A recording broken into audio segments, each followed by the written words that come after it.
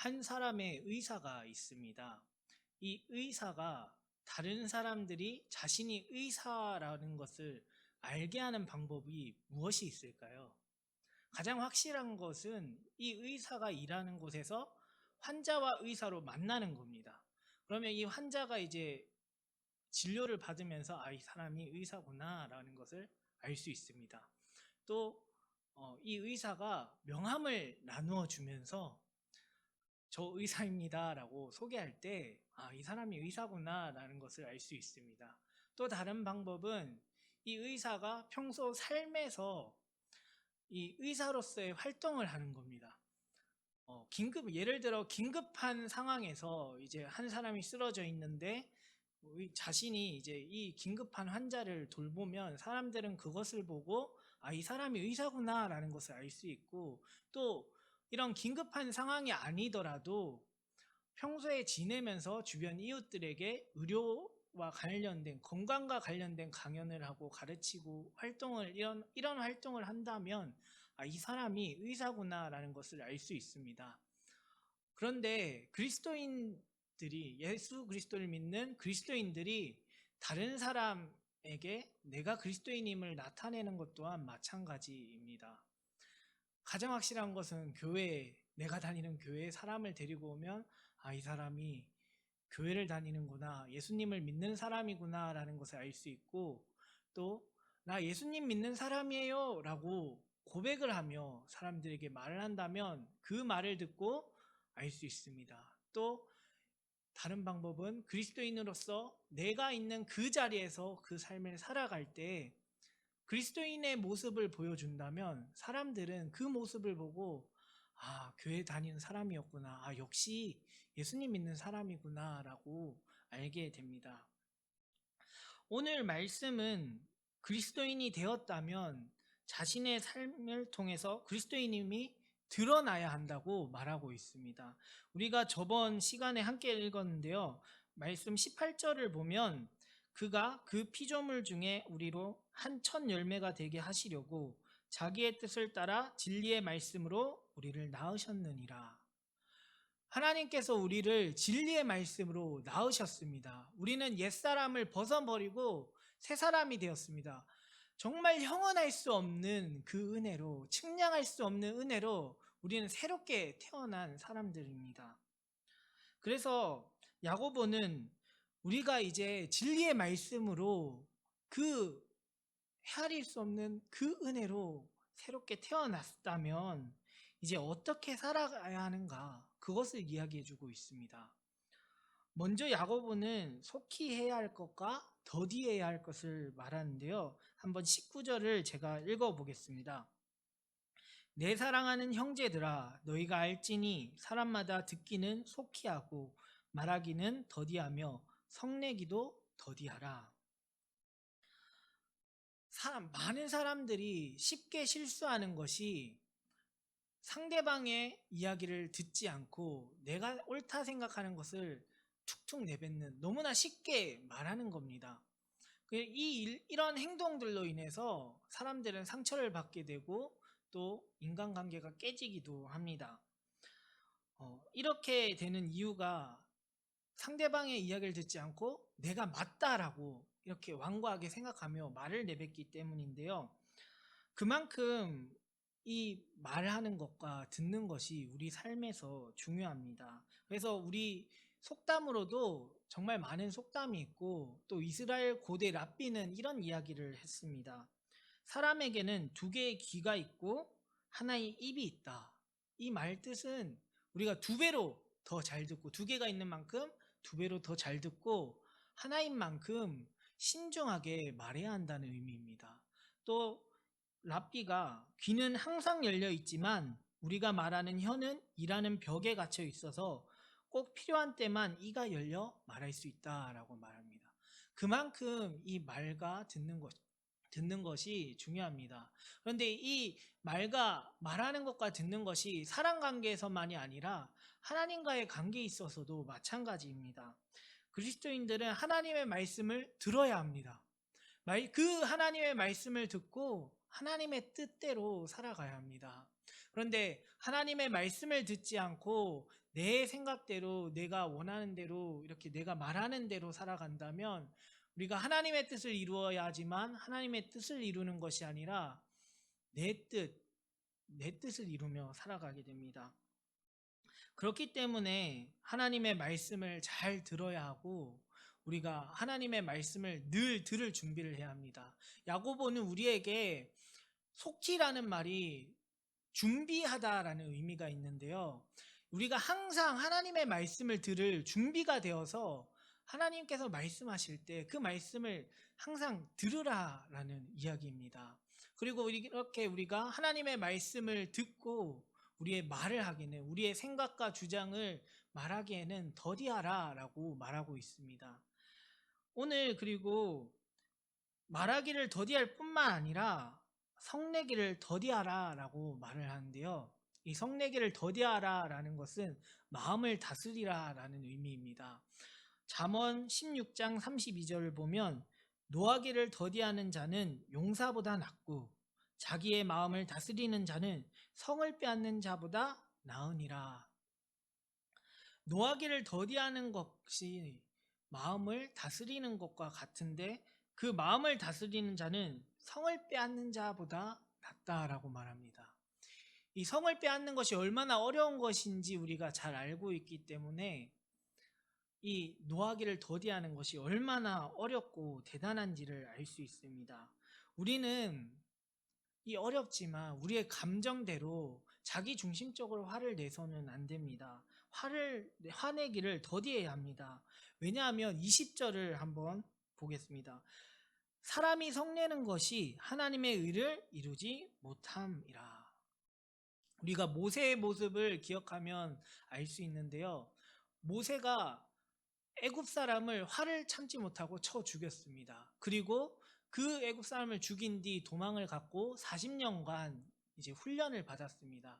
그리고 하나님께서 이제 모세를 부르셔서 이스라엘 백성을 출애굽하시고 이 이스라엘 백성들과 함께 그 약속의 땅, 가나안 땅을 향해 나아가는데 그 나아가는 동안 정말 모세가 얼마나 많은 인내를 했는지를 우리는 보게 됩니다. 근데 이 인내뿐만 아니라 심지어 모세가 시내산에 올라갔을 때 이 이스라엘 백성들이 불안하여 이제 또 금송아지를 만들고 우상을 섬겼는데 그때 하나님께서 진멸하겠다라고 했을 때 모세가 했던 기도가 하나님 생명책에 나의 이름이 지어질지라도 이들을 멸하지 말아달라고 이들을 살려달라고 이렇게 기도했습니다. 근데 그렇게 기도했던 모세가 이 화를 참지 못하고 화를 낸 적이 있는데요. 바로 무리바 사건입니다. 이 무리바 사건 때 무리바에서 이 이스라엘 백성이 또 원망하고 불평합니다. 하나님께서는 이제 모세와 아론에게 지팡이를 들고 반석에 물을 내라라고 명령하라고 했는데 이 모세가 우리가 너희를 위하여 이 반석에서 물을 내랴 하며 반석을 2번 쳤습니다. 이 일을 통해 하나님께서는 모세에게 이렇게 말씀하십니다. 너희가 나를 믿지 아니하고 이스라엘 자손의 목전에서 내 거룩함을 나타내지 아니한 고로 너희는 이 회중을 내가 그들에게 준 땅으로 인도하여 드리지 못하리라. 모세의 모습을 통해 하나님의 의가 이루어지지 못했습니다. 제가 최근에 아이들과 신은 죽지 않았다라는 영화를 봤었는데 그게 또 3편이 있습니다. 마지막 3번째 편에 보면 세상이 그 지역이 교회가 있는 것이 유익하지 않고 교회가 없는 것이 더 유익하다라고 하며 이 교회를 없애려 하는 모습이 있습니다. 이때 한 남자가 이제 분을 참지 못하고 교회를 미워하는 마음으로 이제 돌을 던져서 교회 창문이 깨졌는데 이게 큰 일이 되어 불이 나버렸습니다. 그리고 이제 이 담임 목사님은 이 교회를 다시 재건하려고 하는데 앞서 말씀드렸듯이 교회가 여기 있는 것 우리에게 유익하지 않다, 없애야 된다라고 합니다. 이 목사님은 이제 그 소리와 함께 싸웠는데 불을 지른 이 불나게 만든 그 아이를 용서하지 못하고 화를 내며 그 사람을 감옥에 가게 했습니다. 또 그 교회를 없애야 한다라고 하는 그 사람들과 화를 내며 싸우는 모습을 보는데, 주변 사람과 세상 사람들이 세상과 다를 바 없다라고 하는 그런 모습을 보게 됩니다. 그런데 그때 이 담임 목사님이 비록 돌을 던져, 일부러는 아니지만 돌을 던져 불을 나게 했고 그런 죄를 지었지만 그 사람을 용서했고, 그 용서하는 모습을 통해서 사람들은 하나님을 보게 되었다라는 그 내용이 있습니다. 이렇듯 화를 내는 것은, 우리의 감정적으로 자기중심적으로 화를 내는 것은 하나님의 의를 이루지 못합니다. 그렇기 때문에 오늘 야고보가 21절에서 그러므로 너희 모든 더러운 것과 넘치는 악을 내버리고 너희 영혼을 능히 구원할 바 마음에 심어진 말씀을 온유함으로 받으라 라고 말합니다. 하나님의 의를 이루기 위해서는 우리의 더러운 것과 모든 악을 버려야 합니다. 이러한 모습을 통해서는 하나님의 의가 드러날 수 없습니다. 여기서 내어버리다 라는 것은 우리가 옷을 벗어버리는 것을 의미하는데요. 우리가 더러운 옛옷을 벗어버리지 않으면 새 옷을 입을 수 없듯이, 우리 결국에 그 모습을 버리지 못하면 우리의 삶이 변화될 수 없다는 말입니다. 그렇기 때문에 우리 가운데 그 여러 가지 악한 모습이 있다면 그것을 벗어버리고 정말 삶을 완전하게 변화시켜라 라고 말하는 겁니다. 그리고 더 나아가서 우리가 하나님의 말씀을 받을 때 온유함으로 받으라 라고 말합니다. 하나님의 말씀을 온유함으로 받는다는 것은 이 말씀을 받을 때 내가 이 말씀을 순종하겠다라는 이 마음으로 하나님의 말씀을 받는 것입니다. 우리가 이런 마음으로 하나님의 말씀을 받아야 합니다. 우리가 말씀을 들을 때 아무런 각오와 다짐 이런 것이 없이 말씀을 받는다면 한 귀로 듣고 한 귀로 흘려보내기 쉽습니다. 그렇게 되면 결국에 우리가 앞서 보았던 말을 속히 하는 것, 성내기를 속히 하는 것, 더럽고 악한 모습, 이런 모습을 버리지 못하는 모습으로 살아가게 됩니다. 우리 모두가 하나님의 말씀을 온유함으로 받아서 정말 그 말씀이 진리이고 말씀대로 살겠다는 그 마음을 가지고 말씀을 듣고 받아들이기를 소원합니다. 야고보는 두 번째로 이제 말씀을 받을 때 순종하고자 하는 그 마음으로 듣고 받는 것만이 아니라 이제 행해야 된다라고 말하고 있습니다. 22절에서 25절을 제가 읽어보겠습니다. 너희는 말씀을 행하는 자가 되고 듣기만 하여 자신을 속이는 자가 되지 말라. 누구든지 말씀을 듣고 행하지 아니하면 그는 거울로 자기의 생긴 얼굴을 보는 사람과 같아서 제 자신을 보고 가서 그 모습이 어떠했는지를 곧 잊어버리거니와 자유롭게 하는 온전한 율법을 들여다보고 있는 자는 듣고 잃어버린 자가 아니요 실천하는 자니 이 사람은 그 행하는 일에 복을 받으리라. 예수님을 믿는 사람들은 다 하나님의 말씀을 듣습니다. 그런데 중요한 것은 이 말씀을 듣고 내가 행하고 있는가, 이것이 중요합니다. 왜냐하면 내가 이 말씀을 믿는다면 그 말씀대로 행할 수밖에 없기 때문입니다.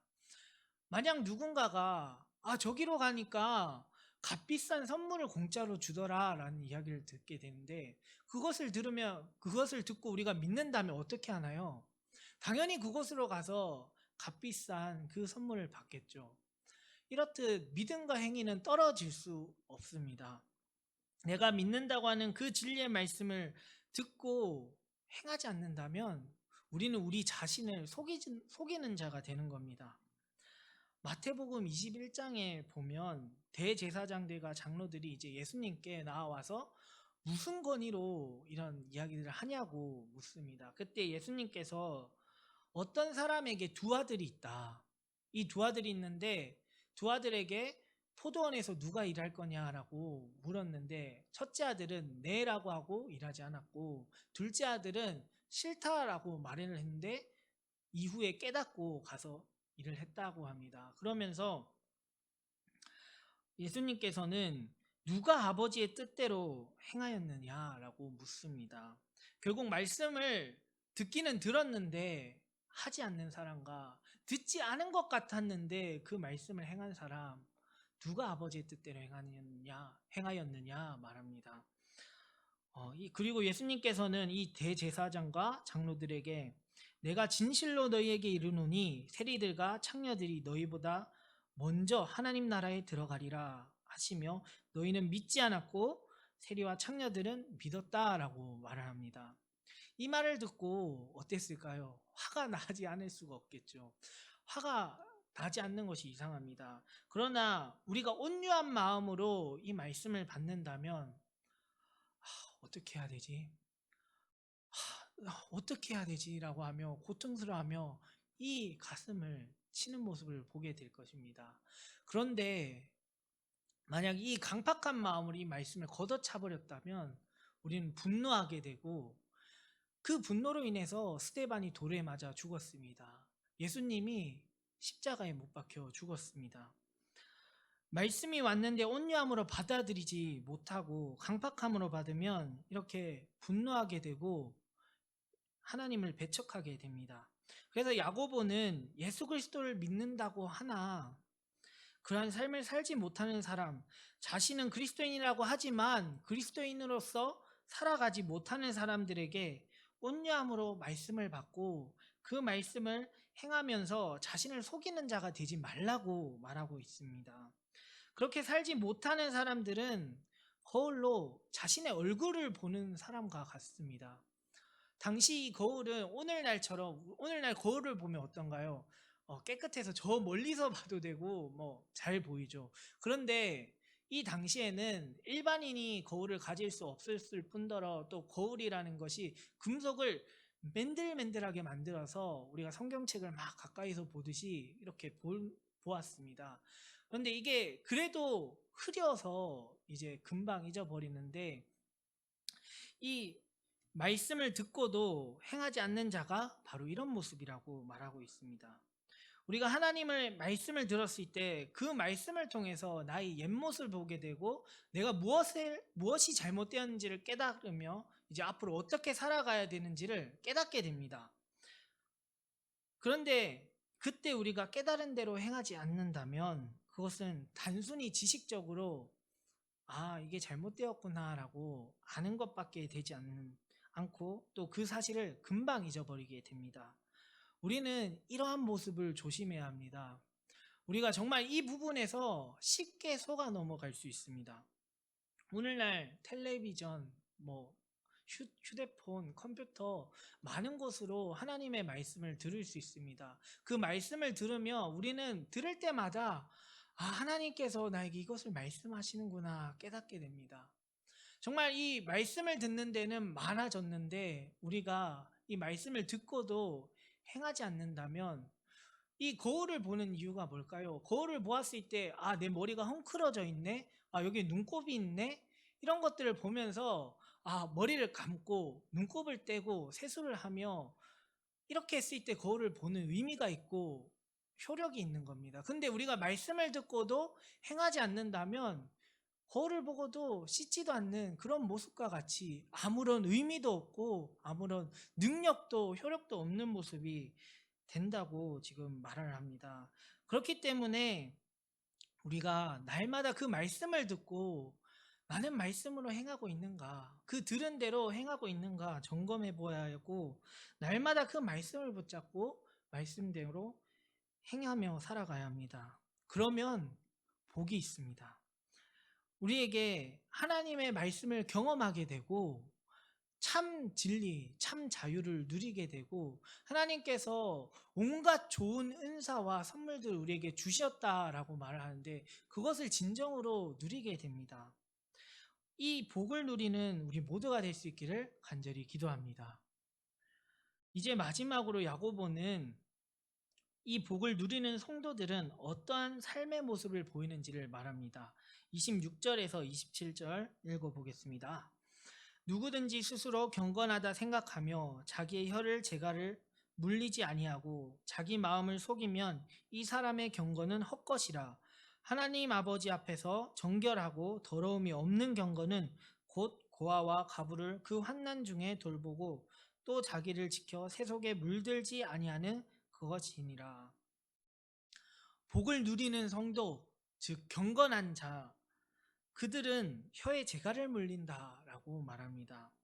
결국 하나님의 말씀을 속히 듣고 우리가 말하기를 더디하는 것이 그 사람이 그리스도인이라고 말합니다. 바리새인들의 모습을 보면 어떠했나요? 자신의 말을 하기는 속히 했지만 하나님의 말씀 듣기는 더디했습니다. 그들은 자기가 경건하다 생각했고 경건해 보이려고 했습니다. 그래서 옛말에 이런 이야기가 있더라고요. 경건한 사람이 이 하나님의 말씀을 묵상하고 기도하는 그 마음으로 이렇게 그런 자세로 걷다가 이 부딪혀서 이마에 피가 났다고 합니다. 그리고 이 이야기를 들은 바리새인이 자기도 경건해 보이려고 집에서 머리를 벽에 이마를 박고 피 흘리며 나갔다라고 합니다. 이렇게 바리새인들이 경건하다 생각했고 경건해 보이려고 했지만 그들은 경건했나요? 아니요, 경건하지 않았습니다. 그들은 경건하지 않았고 되려 하나님의 책망의 대상이었습니다. 그래서 야고보는 우리가 스스로 경건하다라고 생각할 수 없고 정말 말씀을 온유함으로 받은 사람들은 그 말씀을 행하는 사람들은 반드시 혀에 재갈을 물린다라고 말합니다. 자기 생각을 쉽게 옳다라고 주장하지 않는 그 사람이 경건한 사람이라고 말합니다.